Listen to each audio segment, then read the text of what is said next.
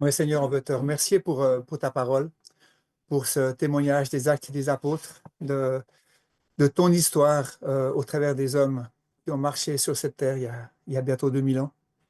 Comment tu t'es révélé, comment tu les as conduits, comment tu as dirigé l'apôtre Paul dans sa marche avec toi et sa progression, Seigneur, vers Rome. On veut prier, Seigneur, pour que tu conduises ce message, pour qu'il y ait de la substance pour nos âmes, qu'on puisse ressortir rafraîchi, qu'on puisse ressortir édifié, qu'on puisse ressortir défié pour marcher de manière digne de toi, Seigneur, et dans ta présence, dirigé par ton esprit. Amen. On va commencer par lire le chapitre 26. Enfin, je demandais à mon épouse, Manola, de nous lire. Acte 26. Agrippa dit à Paul, il t'est permis de parler pour ta défense. Et Paul, ayant étendu la main, se justifia en ces termes. Je m'estime heureux, roi Agrippa, d'avoir aujourd'hui à me justifier devant toi de toutes les choses dont je suis accusé par les Juifs, car tu connais parfaitement leurs coutumes et leurs discussions. Je te prie donc de m'écouter avec patience. Ma vie, dès les premiers temps de ma jeunesse, est connue de tous les Juifs, puisqu'elle s'est passée à Jérusalem, au milieu de ma nation. Ils savent depuis longtemps, s'ils veulent le déclarer, que j'ai vécu en pharisien, selon la secte la plus rigide de notre religion. Et maintenant, je suis mise en jugement parce que j'espère l'accomplissement de la promesse que Dieu a faite à nos pères et à laquelle aspirent nos 12 tribus qui servent Dieu continuellement nuit et jour. C'est pour cette espérance, au roi, que je suis accusée par des Juifs. Quoi? Vous semble-t-il incroyable que Dieu ressuscite les morts? Pour moi, j'avais cru devoir agir vigoureusement contre le nom de Jésus de Nazareth. C'est ce que j'ai fait à Jérusalem. J'ai jeté en prison plusieurs des saints ayant reçu ce pouvoir des principaux sacrificateurs. Et quand on les mettait à mort, je joignais mon suffrage à celui des autres. Je les ai souvent châtiés dans toutes les synagogues et je les forçais à blasphémer. Dans mes excès de fureur contre eux, je les persécutais, même jusque dans les villes étrangères. C'est dans ce but que je me rendais à Damas, avec l'autorisation et la permission des principaux sacrificateurs. Vers le milieu du jour, moi, je vis un chemin resplendir autour de moi et de mes compagnons une lumière venant du ciel, et dont l'éclat surpassait celui du soleil. Nous tombâmes tous par terre, et j'entendis une voix qui me disait en langue hébraïque, Saül, Saül, pourquoi me persécutes-tu? Il te sera dur de regimber contre les aiguillons. Je répondis, qui es-tu, Seigneur? Et le Seigneur dit, je suis Jésus que tu persécutes. Mais lève-toi et tiens-toi sur tes pieds, car je te suis apparu pour t'établir ministre et témoin des choses que tu as vues et de celles pour lesquelles je t'apparaîtrai. Je t'ai choisi du milieu de ce peuple et du milieu des païens vers qui je t'envoie, afin que tu leur ouvres les yeux pour qu'ils passent des ténèbres à la lumière et de la puissance de Satan à Dieu, pour qu'ils reçoivent par la foi en moi le pardon des péchés et l'héritage avec les sanctifiés. En conséquence, roi Agrippa, je n'ai point résisté à la vision céleste, à ceux de Damas d'abord, puis à Jérusalem, dans toute la Judée et chez les païens, j'ai prêché la repentance et la conversion à Dieu avec la pratique d'œuvres dignes de la repentance. Voilà pourquoi les Juifs se sont saisis de moi dans le temple et ont tâché de me faire périr. Mais grâce au secours de Dieu, j'ai subsisté jusqu'à ce jour, rendant témoignage devant les petits et les grands, sans m'écarter en rien de ce que les prophètes et Moïse ont déclaré devoir arriver. Savoir que le Christ souffrirait et que ressusciterait le premier d'entre les morts. Il annoncerait la lumière au peuple et aux nations. Comme il parlait ainsi pour sa justification, Festus dit à haute voix, tu es fou, Paul, ton grand savoir te fait déraisonner. Je ne suis pas fou, excellent Festus, répliqua Paul. Ce sont au contraire des paroles de vérité et de bon sens que je prononce. Le roi est instruit de ces choses et je lui en parle librement, car je suis persuadé qu'il n'en ignore aucune, puisque ce n'est pas en cachette qu'elles se sont passées. Crois-tu au prophète, roi Agrippa? Je sais que tu y crois. Et Agrippa dit à Paul, ah, tu vas bientôt me persuader de devenir chrétien. Paul répondit, que ce soit bientôt ou que ce soit tard, plaise à Dieu que non seulement toi, mais encore tous ceux qui m'écoutent aujourd'hui, vous deveniez tels que je suis, à l'exception de mes liens. Le roi, le gouverneur, Bérénice et tous ceux qui étaient assis avec eux se levèrent. Et en se retirant, ils se disaient les uns aux autres, cet homme n'a rien fait qui mérite la mort ou la prison. Et Agrippa dit à Festus, cet homme aurait pu être relâché s'il n'en avait pas appelé à César. Voilà. Euh, Ce passage, c'est un témoignage de Paul. Déjà dans les Actes, on l'a vu plusieurs fois déjà, ce témoignage de sa conversion. La première fois quand il l'a vécu elle-même. C'est un témoignage qui est percutant, qui à chaque fois est adapté à son auditoire. Et c'est joli de voir comment à chaque fois il insiste d'une manière ou d'une autre pour adapter aux gens qui l'écoutent. Euh, pour revenir un petit peu sur son parcours, on voit qu'il arrivait à ce point-là devant Agrippa et Bérénice et Festus, après tout un parcours. Et puis c'est un peu ce qui nous intéresse aujourd'hui, c'est ce parcours de Paul, comment depuis sa conversion, où Ananias lui a dit qu'il allait servir devant les rois et devant les grands. Voilà, mais le Seigneur lui dit, va, car cet homme est un instrument que j'ai choisi pour porter mon nom devant les nations, devant les rois et devant les fils d'Israël. On voit qu'il y a un appel sur la vie de Paul pour aller jusque devant César, devant les rois, devant les grands. Et puis, depuis le départ de son appel, il y a cette pression sur lui.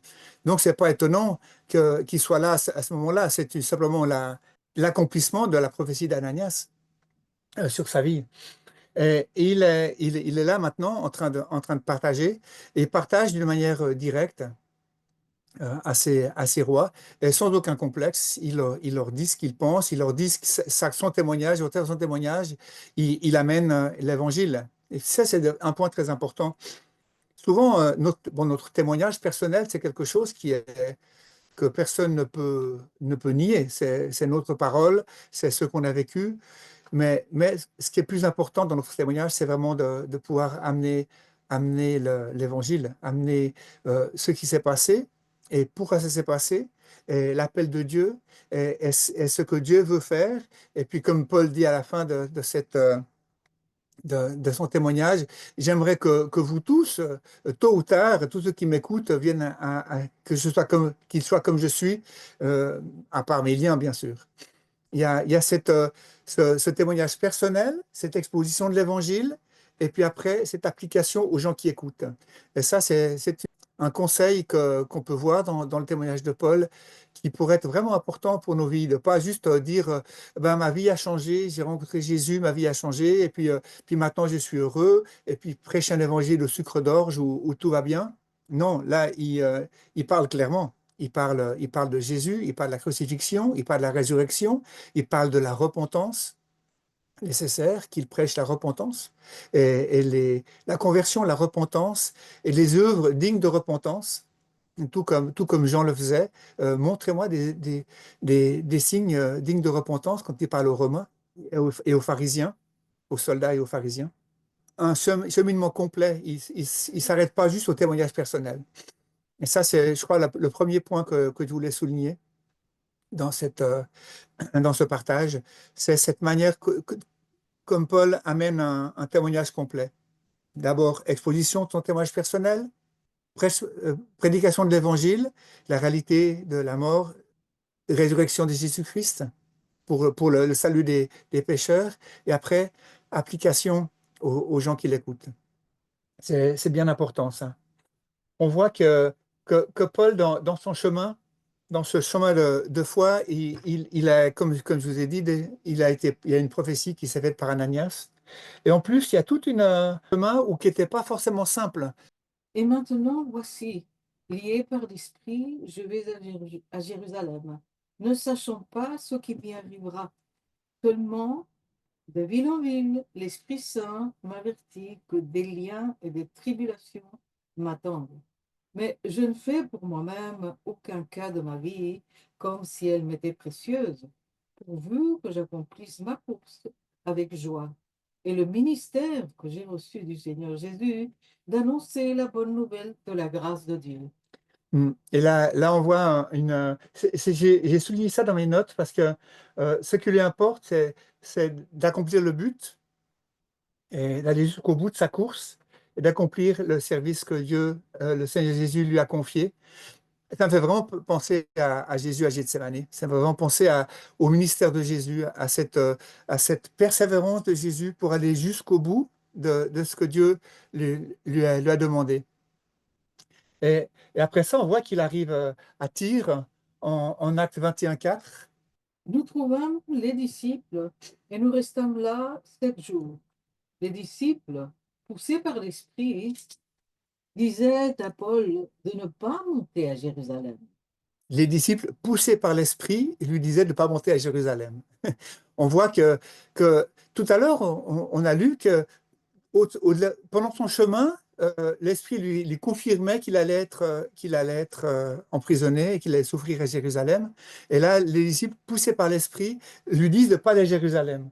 Et si on va juste après, quand il arrive au verset 10 de ce même chapitre 21, on voit qu'à Césarée, quand il arrive là, chapitre 21, 10 à 14. Comme nous étions là depuis plusieurs jours, un prophète nommé Agabus descendit de Judée et vint nous trouver. Il prit la ceinture de Paul, se lia les pieds et les mains et dit, voici ce que déclare le Saint-Esprit. L'homme à qui appartient cette ceinture, les Juifs le lieront de la même manière à Jérusalem et le lieront entre les mains des païens. Quand nous entendîmes cela, nous et ceux de l'endroit, nous priâmes Paul de ne pas monter à Jérusalem.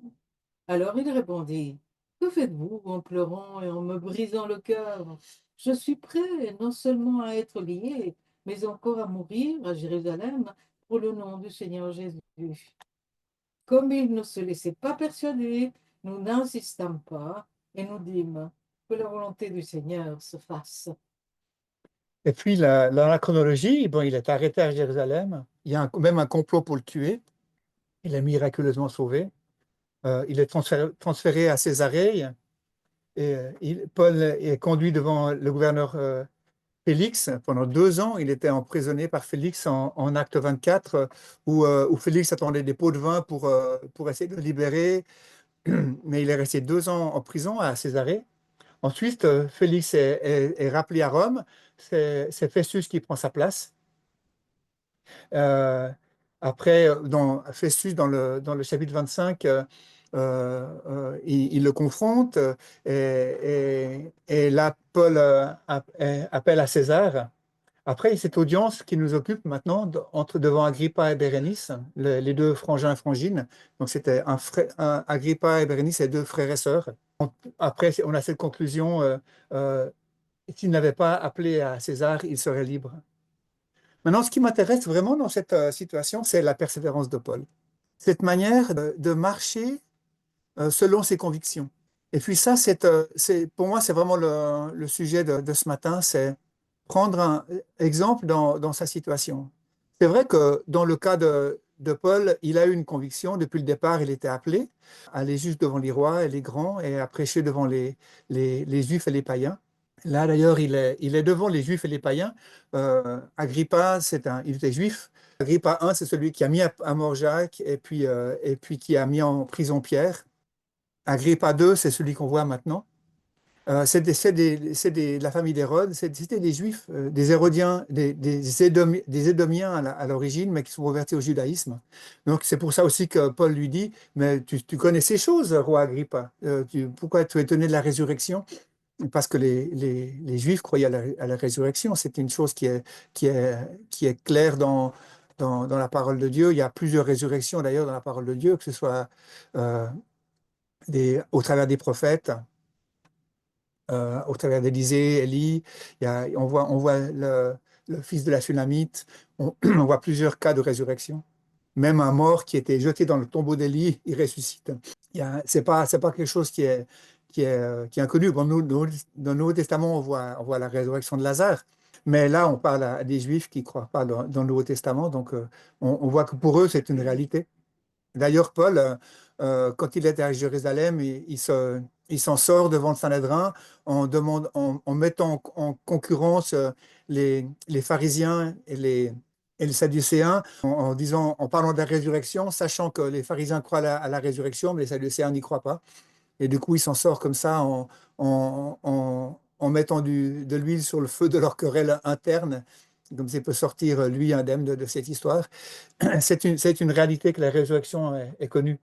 Mais cette persévérance de Paul, on la voit d'une manière volontaire. Et bon, c'est pas volontairement qu'il est tombé par terre, ébloui par cette lumière. Jésus lui dit, pourquoi tu me persécutes? Euh, Entre parenthèses, c'est intéressant de voir que Jésus s'identifie à l'Église parce que Paul ne tuait pas Jésus, il tuait les chrétiens. Euh, mais comme l'Église est le corps de Christ, Jésus s'identifie avec son corps sur la terre. Tu me persécutes. J'ai trouvé ça très intéressant dans ma lecture. On ferme la parenthèse.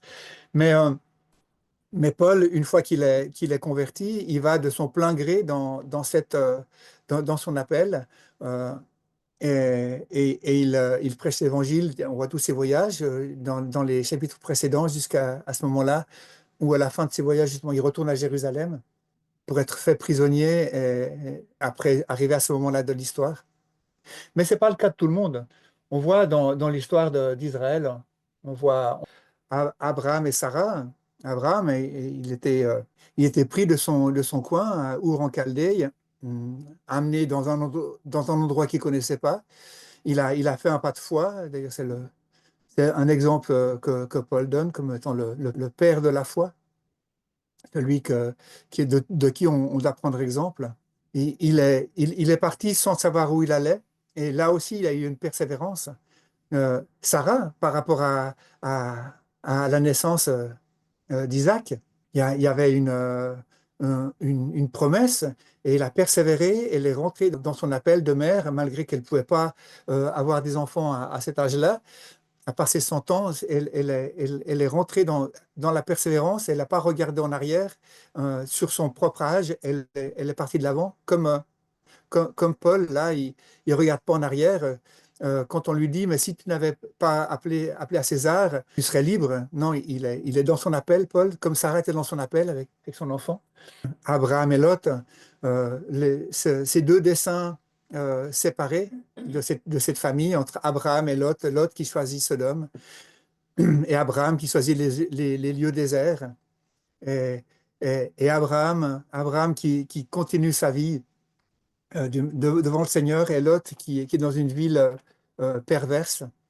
Ces deux lignes de vie qui ont un point de départ et qui partent dans une direction. Quand on voit Joseph, et c'est vraiment intéressant avec Joseph parce que Joseph, malgré son rêve quand il était jeune, avec le rêve des épis qui baissent la tête devant la gerbe ou les étoiles qui se prosternent devant le soleil, il a une pensée, une vision de ce qui pourrait être un futur, mais ce futur, il n'y rentre pas Il est son propre chef. Il est jeté dans une citerne, il est vendu aux Égyptiens, il est trahi par la femme de Potiphar, il est jeté en prison, oublié en prison. C'est vraiment un chemin dans lequel il n'a pas choisi d'aller, mais pour finir, être rappelé devant Pharaon, le rêve des vaches maigres et des vaches grasses, mis en position d'autorité, être devenu le numéro 2 de toute l'Égypte sous Pharaon et de pouvoir dire après à ses frères, vous avez pensé faire le mal, mais Dieu l'a transformé en bien. Après, Moïse n'a pas choisi, lui, il était bébé dans sa corbeille, d'être amené à Pharaon. Il y a un chemin de vie que Dieu a tracé sur la vie de Moïse, où d'abord, il vit sa vie, il est éduqué comme un prince d'Égypte, mais ensuite, ensuite, il veut prendre, il se rend compte qu'il est juif, il veut prendre position, il tue l'Égyptien. Le jour d'après, il veut séparer de juifs qui se battent entre eux. Puis il dit, tu crois que t'es qui, toi? Tu veux faire avec nous comme tu as fait avec l'Égyptien? Il se rend compte qu'il l'a découvert. Il part dans le désert garder des moutons. Un coup, il voit dans la montagne un buisson ardent. Il s'approche, il est intéressé, mais on lui dit, bah, tu vas sauver mon peuple, dit au pharaon, il ne veut pas y aller. Non, mais je suis bègue, je ne sais pas parler. Dieu le persuade, il ne veut pas y aller, mais Dieu le persuade que c'est son appel. Il va devant le pharaon, les plaies d'Égypte, le pharaon ne veut pas, il s'endurcit. Mais qu'est-ce qu'on voit à la fin de tout ça? Qu'est-ce qu'on voit à la fin de cette histoire? On voit la plaie sur les premiers-nés d'Égypte, mais surtout ce qu'on voit, c'est le sang sur les linteaux de la porte. C'est l'agneau pascal. C'est la croix. Les prémices du sacrifice de Christ. Et où je veux venir avec ça, c'est que toutes ces histoires qu'on voit là, toutes ces histoires, que ce soit Abraham, duquel est sorti le peuple juif, que ce soit l'histoire d'Isaac, et l'histoire de Jacob qui est devenu Israël, tout ça, ça nous amène à Jésus-Christ.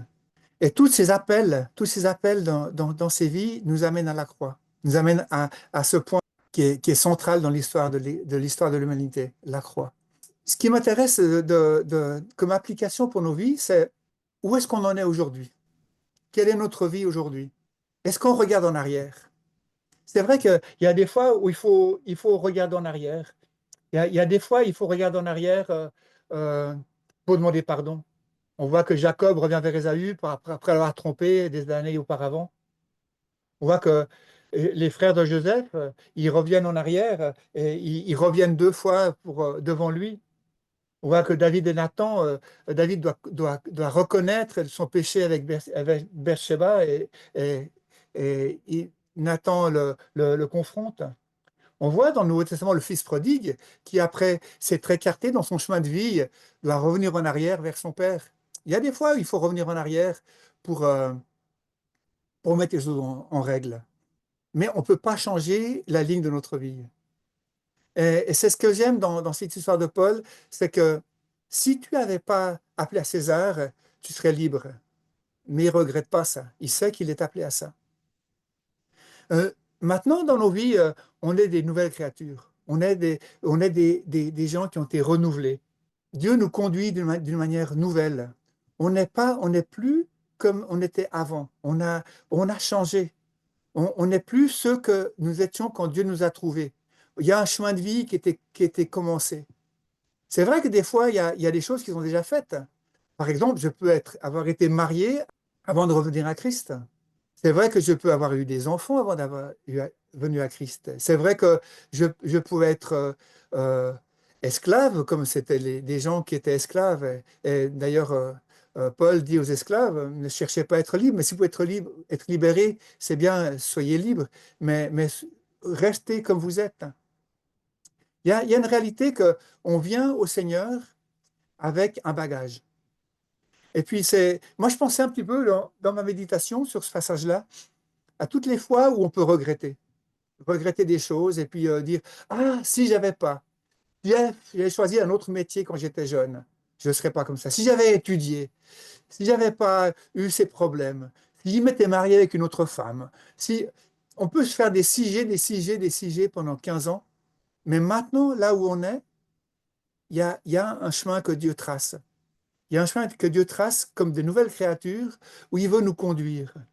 Il y a ce verset que j'aime bien de Ésaïe 30, 21, qui dit tes oreilles entendront derrière toi la voix qui dira, voici le chemin, marchez-y, car vous irez à votre droite ou vous irez à votre gauche. Ou Jean 3, 8, hein, Le vent souffle où il veut, et tu en entends le bruit, mais tu ne sais pas d'où il vient, ni où il va.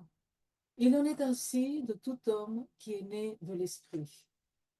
et puis ça, c'est vraiment le point que je veux souligner, c'est que tout comme Paul a une ligne de vie, tout comme Paul a un appel, nous avons un appel sur nos vies à marcher selon les convictions, selon ce que Dieu a mis dans nos vies.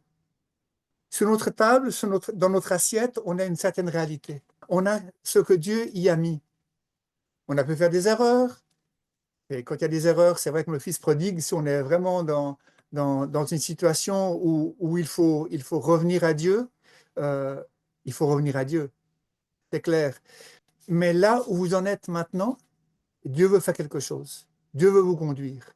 C'est la promesse des nouvelles créatures. 2 Corinthiens 5, 17. Si quelqu'un est en Christ, il est une nouvelle créature. Les choses anciennes sont passées. Voici, toutes choses sont devenues nouvelles. Si quelqu'un est en Christ, Toutes choses sont devenues nouvelles, de nouvelles créatures. C'est une chose pour lesquelles il faut vraiment qu'on persévère. Hébreux 10, 30, 36 à 39. car vous avez besoin de persévérance, afin qu'après avoir accompli la volonté de Dieu, vous obteniez ce qui vous est promis. Encore un peu de temps. Celui qui doit venir viendra, et il ne tardera pas. Et mon juste vivra par la foi. Mais s'il se retire, mon âme ne prend pas plaisir en lui. Nous ne sommes pas de ceux qui se retirent pour se perdre, mais de ceux qui ont la foi pour sauver leur âme. Vous avez besoin de persévérance. Et ça, c'est un mot qui est important, la persévérance. Plutôt que de se morfondre sur mes circonstances, se morfondre sur ce que j'ai fait faux dans le passé, il y a une prière légitime devant Dieu. Seigneur, pardonne-moi, j'ai mis les pieds dans le plat, mais maintenant, je veux marcher d'un nouveau pas. Et je crois que c'est un appel qu'on doit tous écouter. Euh, Seigneur, j'ai mis les pieds dans le plat, c'est vrai. C'est vrai. C'est vrai, Seigneur, j'ai pas marché de manière digne de toi. Je veux maintenant que tu me conduises. J'ai pas écouté ta voix, j'en ai fait qu'à ma tête. Seigneur, s'il te plaît. Mais je veux persévérer dans tes voies. Et puis, il y a ces promesses, encore un peu de temps. Celui qui doit venir viendra, il ne tardera pas. On sait que notre patrie, c'est pas une patrie terrestre. On n'est pas là pour construire des royaumes terrestres. On est là pour regarder à l'espérance qui nous est promise. C'est une réalité qui est vraiment libératrice, de pas seulement regarder à un évangile terrestre. Ce que je veux dire par là, c'est cet évangile où je cherche la bénédiction, où je cherche à améliorer ma vie terrestre, où je cherche à engranger des richesses, où je cherche à être heureux, où je cherche à régler mes problèmes. Non, vraiment lever les yeux vers le Seigneur, regarder à celui qui nous appelle et espérer dans son retour, espérer dans la vie qui vient après, et puis vraiment se faire des trésors dans le ciel et pas se faire des trésors sur la terre. Et mon juste vivra par la foi, c'est une parole qui vient d'Habakkuk. Mais s'il se retire, mon âme ne prend pas plaisir en lui. Donner de la joie au Seigneur, il faut vivre par la foi. Et vivre par la foi, qu'est-ce que ça veut dire? Ça veut dire considérer le paramètre Dieu à tout moment de notre vie. Considérer la puissance de Dieu, considérer l'appel de Dieu, considérer la capacité de Dieu, considérer la souveraineté de Dieu dans nos vies. Je suis là maintenant, demain sera fait d'une certaine manière parce que Dieu l'a voulu ainsi. Je vais rencontrer des gens, je vais avoir des problèmes, je vais avoir des joies, je vais avoir des activités. Est-ce que je pense que Dieu est là dans toutes ces choses-là? Est-ce que je considère Dieu? Est-ce que je vis par la foi? Est-ce que je vis en sachant que Dieu est là à mes côtés, qu'il me dit derrière, qui me dit, qu'on a lu en Asaïe, va à gauche, va à droite, qui nous conduit, qui nous dirige? Est-ce que je suis dans cet état d'esprit? Est-ce que je suis ouvert à la verticale divine? Pas seulement à l'horizontale humaine, mais à l'onction que Dieu a sur ma vie. Et enfin, nous ne sommes pas de ceux qui se retirent pour se perdre, mais ceux qui ont la foi pour sauver leur âme. Nous, on n'est pas de ceux qui ont écouté l'évangile et puis qui ont dit non, et puis qui ont dit non, non, Seigneur, je veux gérer ma vie moi-même. Je crois que tous, nous, nous qui sommes ensemble maintenant, nous au Chili et vous au Québec, nous sommes de ceux qui ont la foi pour sauver notre âme.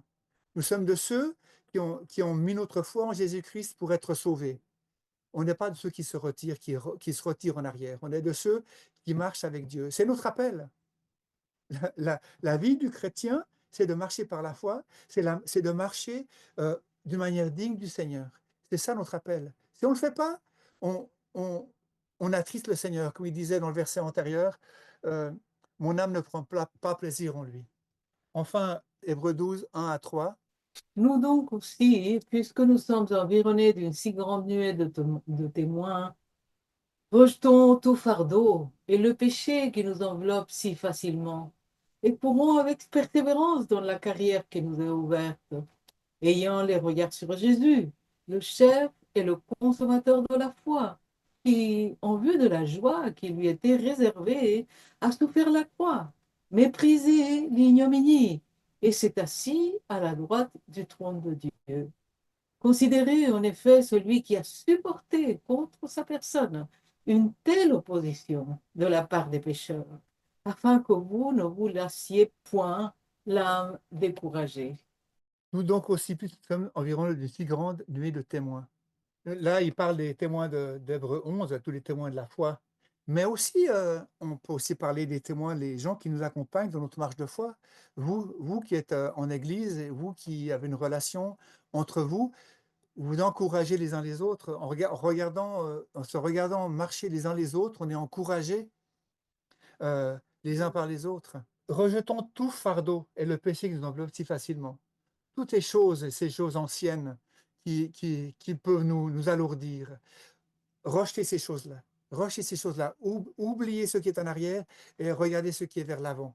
Et on lit ça en Philippiens. Cette réalité de vraiment se débarrasser de ces choses qui nous enferment. Et courons avec persévérance dans la carrière qui nous est ouverte. J'aime bien ce courons avec persévérance. Encore une fois, la persévérance. Courons avec persévérance. C'est difficile. Il y a une opposition, comme on va voir dans les versets qui suivent, mais il y a une course. On est appelé à courir. On est appelé à se. À... Celui qui court, il ne regarde pas en arrière. Et de Jésus dire, celui qui laboure ne regarde pas en arrière, sinon il n'est pas digne de l'évangile. Celui qui tient la charrue. Il y a quand on court, bon, on fait déjà attention, on met les pieds pour ne pas s'encoubler. C'est quelque chose de dynamique. On n'est pas juste en train de se promener. Il y a on est donné à ce qu'on fait. Quand on court, on n'a pas grand-chose d'autre dans la tête. On est fixé sur le but, persévérant, avec persévérance dans la carrière qui nous est ouverte. Et le verset 2, qu'est-ce qu'on regarde quand on court? Et ayant les regards sur Jésus, le chef et le consommateur de notre foi. Les regards sur Jésus. On court, les regards sur Jésus. On regarde les regards sur Jésus et surtout ce qui est intéressant en vue de la joie qui lui était réservée à souffrir la croix, qui a méprisé l'ignominie et s'est assis à la droite du trône de Dieu. Jésus, il a souffert, mais il avait les yeux fixés aussi sur ce qui venait par la suite, en vue de la joie qui lui était réservée. Et c'est ce qu'on a vu tout à l'heure dans ces versets d'Hébreux 10. On n'est pas de ceux qui se retirent, mais qui regardent vers l'avant. On est de ceux qui espèrent dans le royaume qui vient. Les yeux fixés sur les richesses célestes et pas sur les richesses terrestres. Il lui regardait vers la joie qui lui était réservée quand il serait sur le trône de Dieu. On peut aussi considérer avec lui ce qu'il a supporté contre sa personne, une telle opposition de la part des pécheurs. afin que vous ne vous lassiez point l'âme découragée.